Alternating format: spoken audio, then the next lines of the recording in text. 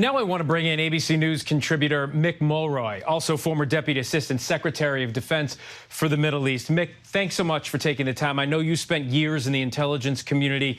So what is the typical vetting process that goes into clearing service members for gaining access to this type of sensitive information? So, Phil, the first, just joining the military, you go through a vetting process.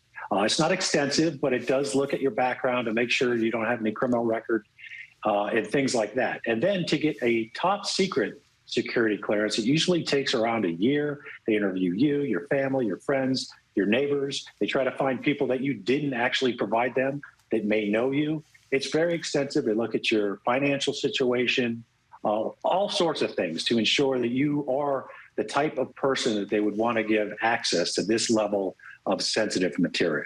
Well, Teixeira essentially worked as an IT specialist in his intelligence unit. His job, his formal title was Cyber Transport Systems Journeyman.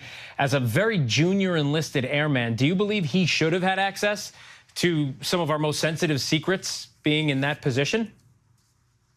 So I can see why he would have top secret clearance because he gets on these systems. But there's a thing called need to know. For example, when I was in the Pentagon, I worked the Middle East.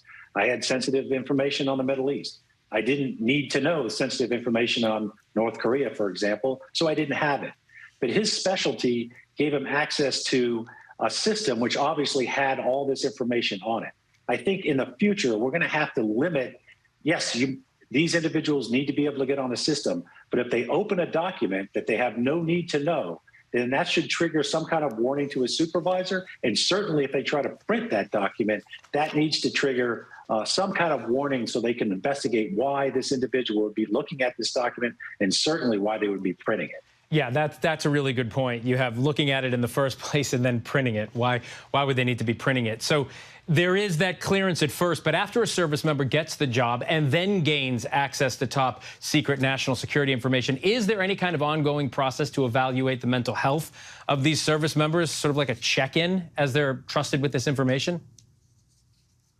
So yes, there is a interview that used to take place every 5 years where you had to sit down with a security investigator and they would go over all the things that they did when you originally got your security clearance. Now, there's simply a form you fill out. That happened like a year and a half ago, and I think that's something that they will have to look at because now you fill out this form and then an investigator looks at it, and if something's flagged, then they ask you in for an interview. But obviously, if you're doing something nefarious, you're not going to flag yourself. But having an investigator look at you face to face, I think that is something that we need to look at going back to. Mick, you know this well. This is by far not the first intelligence leak the U.S.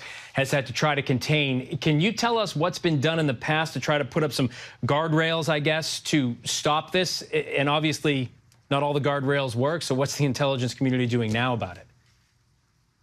So unfortunately, sometimes whenever something happens, we look at what happened and then we add that to our investigation, our process of getting security. And I think we're going to do that now with, just why do individuals have the ability to click on documents that they have nothing to do with, and there's no sign whatsoever until they go back and look at it forensically that they did that. I think that's going to change. It's just something that the United States needs to do much better at going forward. And I think we will by looking at everything that happened in this event and then changing how we do things based on that investigation.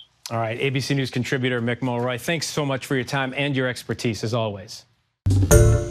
Hi, everyone. George Stephanopoulos here. Thanks for checking out the ABC News YouTube channel. If you'd like to get more videos, show highlights, and watch live event coverage, click on the right over here to subscribe to our channel. And don't forget to download the ABC News app for breaking news alerts. Thanks for watching.